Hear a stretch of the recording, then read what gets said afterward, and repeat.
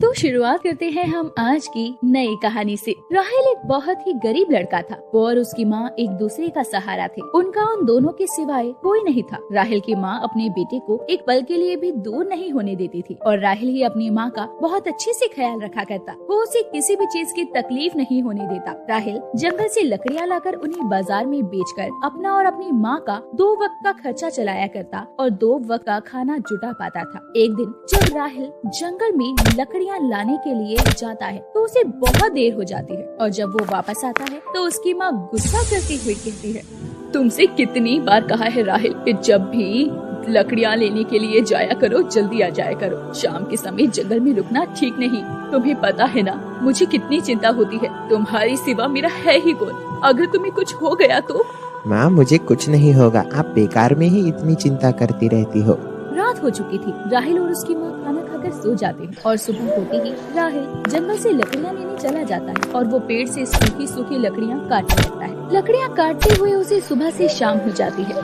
आज तो लकड़ियाँ काटते हुए बड़ी देर हो गई, शाम भी होने वाली है। घर देर से पहुँचा तो माँ बहुत गुस्सा करेगी। फिर वो जल्दी से सारी लकड़ियाँ इकट्ठा करके उन्हें बांधने लगता है। तभी उसे कुछ अजीब सी आवाज सुनाई देती है और वो आवाज सुनकर वहीं रुक जाता है। ये आवाज कैसी? मुझे जल्दी ही यहाँ से निकलना होगा। वैसे भी रात होने वाली है, यहाँ ज्यादा देर रुकना खतरे से खाली नहीं है। फिर वो लकड़ियाँ बांधकर अपने सर पर रखने ही वाला था कि तभी उसे किसी के कदमों के चलने की आहट सुनाई देती है, जिसे सुनकर वो बुरी तरह से डर जाता है और फिर वो चारों तरफ घूमकर देखता है तो उसे दूर तक कोई दिखाई नहीं देता। मुझे जल्दी यहाँ से जाना ही होगा। राहिल जैसे ही लकड़ियाँ ले जाने वाला होता है तभी उसके सामने अचानक से एक भेड़िया आ जाता है और वो उसे देखकर बुरी तरह डर जाता है। भेड़िया! अपने सामने भेड़िए को खड़ा देखकर राहिल की सांसें रुक गई। भेड़िए को सामने देख उसे अपनी मौत दिखाई दे रही है और वो अपने खुदा को याद करने लगता है। ऐ मेरे खुदा, मेरी मदद कर, इस भेड़िए से मुझे बचा ले। मेरे अलावा मेरी माँ का कोई भी नहीं है। अगर मुझे कुछ हो गया तो मेरी माँ मर जाएगी। उसे कुछ समझ नहीं आ रहा था कि वो क्या करे। तभी भेड़िया धीरे धीरे कदमों से उसकी तरफ बढ़ने लगता है। उसे अपनी ओर आते देखकर उसकी हालत और बुरी हो जाती है। या अल्लाह, मुझे इस भेड़िए से बचाओ। लगता है आज ये भेड़िया मुझे अपना शिकार बनाकर ही रहेगा। तभी अचानक से भेड़िया राहिल के ऊपर झपट पड़ता है और वो बेहोश हो जाता है। उधर घर के बाहर बैठी उसकी माँ उसका इंतजार कर रही है। राहिल अब तक नहीं आया, उसे तो अभी तक आ जाना चाहिए। या अल्लाह, कहीं वो किसी मुसीबत में तो नहीं। मेरा तो दिल ही बैठा जा रहा है। ए खुदा, मेरे राहिल को सही सलामत घर भेज दो।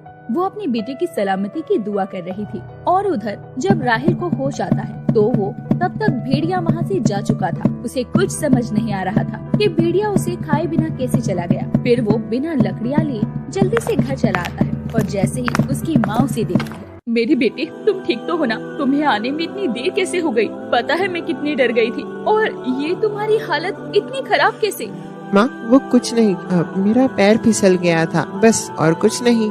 राहिल अपनी माँ को भेड़िए के बारे में कुछ नहीं बताना चाहता था क्योंकि उसकी माँ बहुत परेशान हो जाती। उसे भी उस भेड़िए के बारे में सोच सोच कर डर लग रहा था कि जैसे मानो भेड़िया अभी उसके सामने आ जाएगा। रात हो चुकी थी। राहिल और उसकी माँ दोनों सो जाते हैं और अब जैसे ही आधी रात होती है राहिल का शरीर अकड़ने लगता है।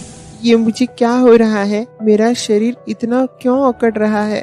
और फिर वो भेड़िए में बदलने लगता है। नहीं नहीं नहीं, ऐसा नहीं हो सकता। और फिर जब वो भेड़िया बन जाता है तो अपने शिकार की तलाश में निकल जाता है। तभी रास्ते में जाते हुए एक आदमी की नजर उस भेड़िए पर पड़ती है और वो बुरी तरह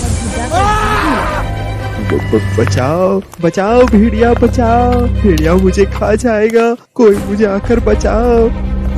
चीखता रह जाता है और पल झपकते ही भेड़िया उसे दबोच लेता है और घसीटता हुआ झाड़ियों में ले जाकर उसे मार देता है और उसका खून पी जाता है और सुबह होने से पहले ही वो वहाँ से गायब हो जाता है। और फिर जैसे ही सुबह होती है और जब उसकी माँ उसे जगाने के लिए आती है तो उसके मुँह पर लगा खून देखकर बहुत बुरी तरह घबरा जाती है। राहिल, राहिल बेटा उठो। क्या हुआ माँ?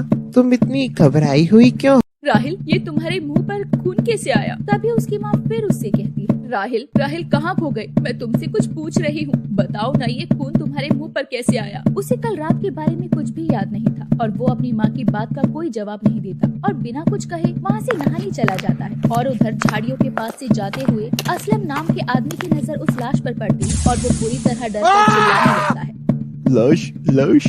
उसकी आवाज से सभी लोग इकट्ठा हो जाते हैं। या अल्लाह, इसे इतनी बुरी तरह से किसने मारा होगा? तभी एक आदमी कहता है, मुझे तो ये किसी आदमी का काम नहीं लगता, किसी शैतान का काम लगता है, तभी वो इतनी बेरहमी से बेचारे को मारा है। और फिर उस आदमी के मरने की खबर पूरे गांव में फैल जाती है और जब उसकी माँ को उस आदमी के बारे में पता चलता है तो वो घर आकर अपने बेटे को बताती है, उस आदमी को किसी ने बेरहमी से मारा है। लोग तो ये भी कह रहे हैं कि किसी आदमी का काम नहीं, किसी शैतान का काम है। मुझे तो सुनकर ही बहुत डर लग रहा है। रात हो चुकी थी। राहिल और उसकी माँ खाना खाकर अपने अपने कमरे में सोने चले जाते हैं और फिर जैसे ही आधी रात होती है, राहिल का फिर से शरीर अकड़ने लगता है और वो फिर से भेड़िया बन जाता है और फिर अपने नए शिकार को ढूंढने के लिए निकल जाता है। तभी उसे एक आदमी दिखाई देता है और जब वो उस भेड़िए को देखता है तो उसकी जीभ निकल जाती है। भेड़िया, अरे भेड़िया बचाओ।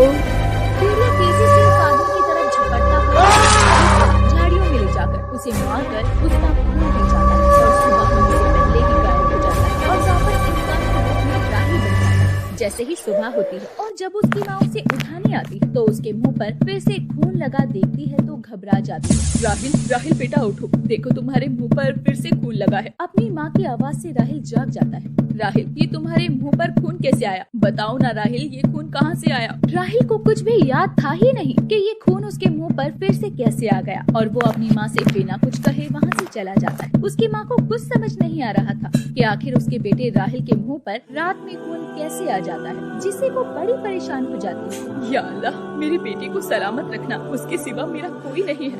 ये सोचकर उसकी माँ दुखी हो रही थी और राहिल को कुछ भी याद नहीं था कि ये सब उसके साथ हो क्या रहा था। वो बार बार याद करने की कोशिश करता लेकिन उसे कुछ भी याद नहीं आ रहा था, जिसकी वजह से वो परेशान रहने लगा था। आगे क्या हुआ ये जानने के लिए पार्ट 2 लिखकर कमेंट करना ना भूलें।